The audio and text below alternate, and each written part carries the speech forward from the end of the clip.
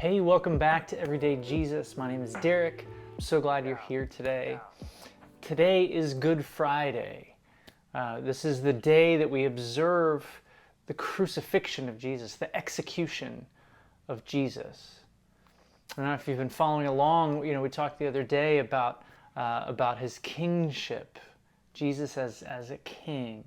And that's what's in question as you read the story of his trial and his crucifixion. They didn't crucify him for being a good teacher or a good moral leader. They executed him because the Jews were under the rule of the Romans. And if he was claiming to be their king, that was a direct affront to Caesar, who had claimed to be their king. So you see here a clash between someone claiming to be king of the Jews and essentially the king of the whole world versus Caesar, the king of the physical world at that time. And this is a major thing, right? And I want to look at today, if Jesus is king, how is he working? Earlier in his ministry, he one of the most famous prayers that we have, we call it the Lord's Prayer. He says, he teaches us to pray, "Our Father who is in heaven, holy is your name. Let your kingdom come and your will be done on earth as it is in heaven." I think that we see here as Jesus is walking into his execution, submitting to it, we see that this is the way the kingdom comes. We see over and over in Jesus' ministry how he is meek and he's mild and he submits to people. Sometimes he's sharp. Sometimes he runs. But in this case, at the end of his ministry, he sees ahead of him the power of the state coming against him, and he doesn't run. He walks into it, knowing that he's going to be executed. He tells his disciples ahead of time, "I'm going to go and I'm going to die." And they don't get it. They fight him. They say, no, you're not. It's ridiculous. You're the king, you're the Messiah, you're going to be raised up and you're going to rule. And he says, I'm going to go and I'm going to be killed. And that's baffling to them. They don't understand because they still don't get yet what his kingdom is like, what his kingdom is about.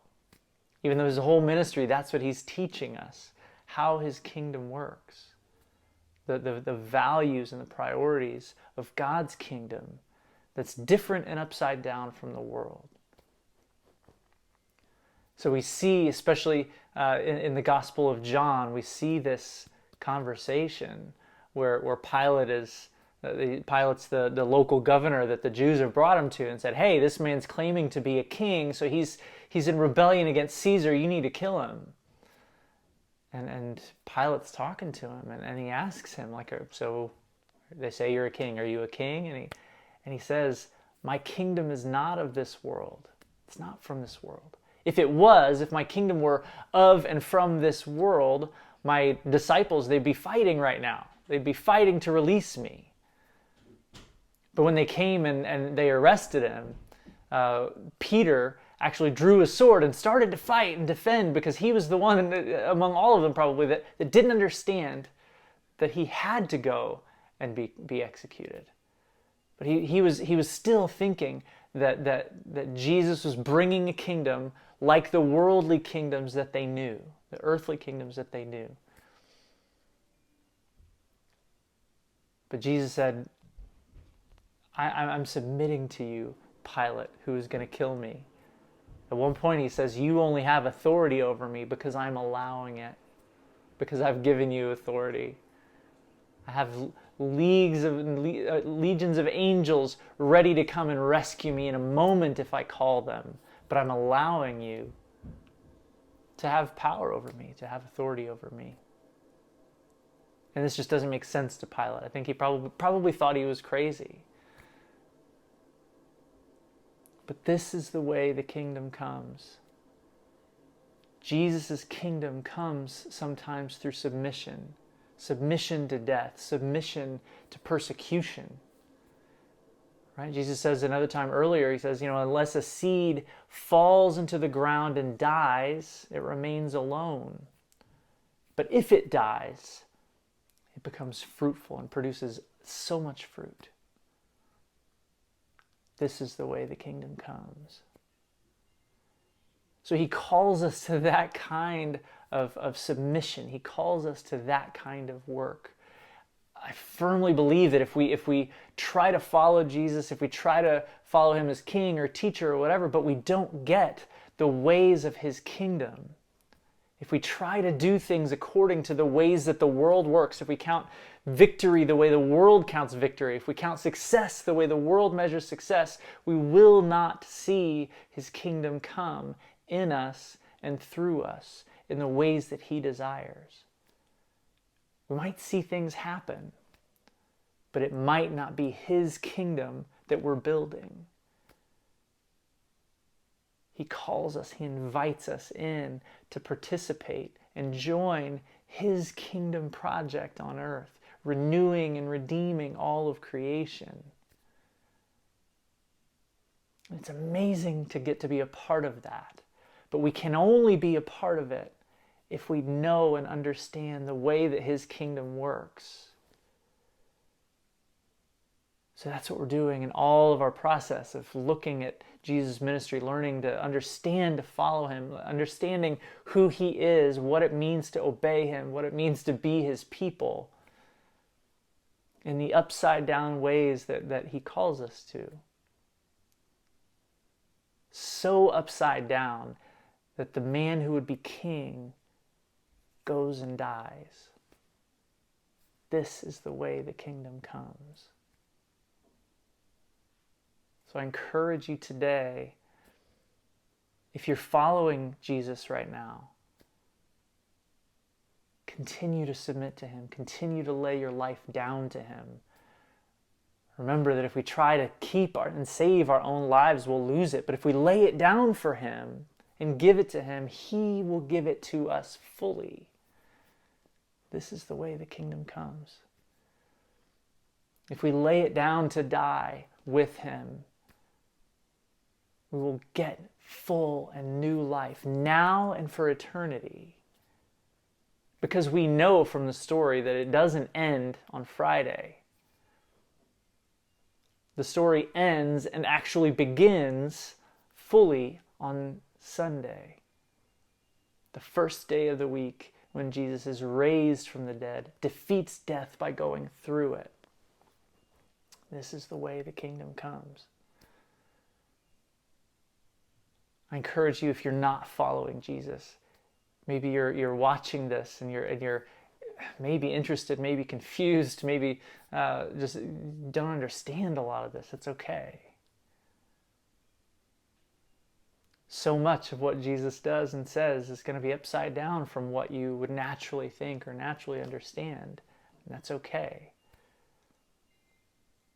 But I encourage you to be patient and to seek to understand, look through the confusion and through the what seems just ridiculous and crazy and foolish. Look through all that to see the life that is in this king.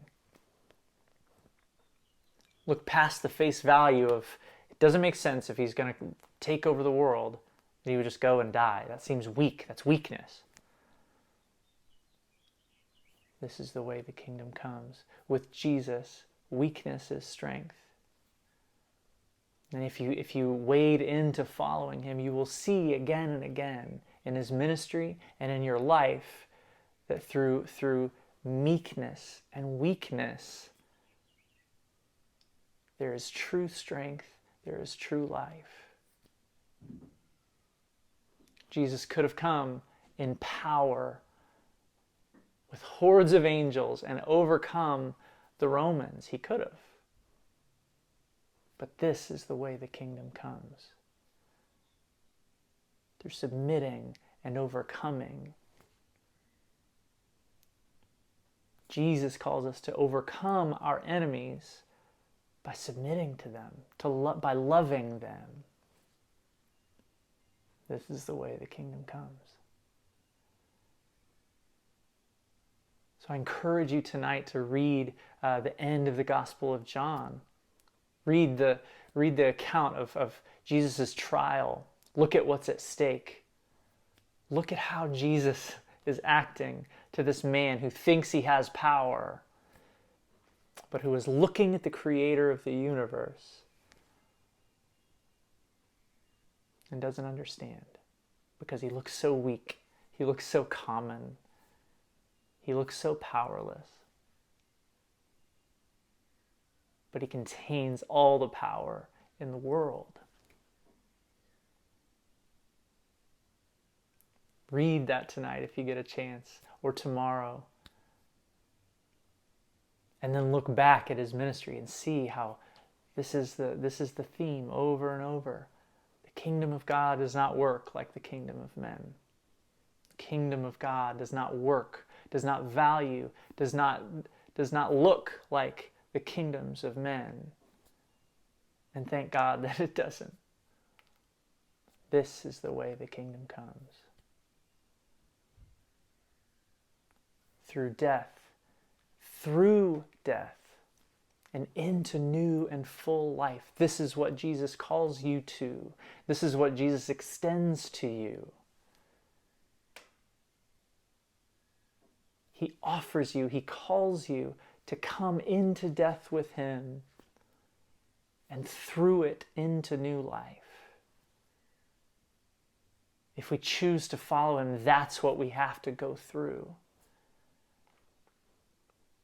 But it's an amazing thing to lay down your life for Jesus, for him to pick it back up.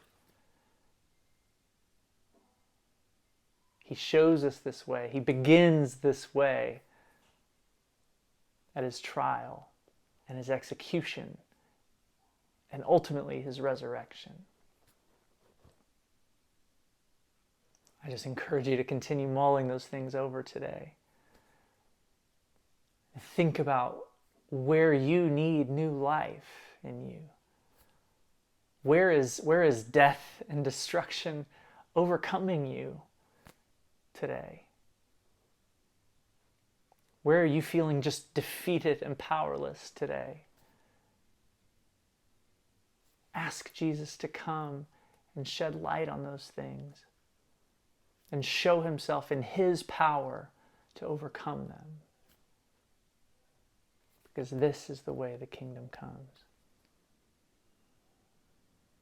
I bless you with that. And I will see you next time. Yeah.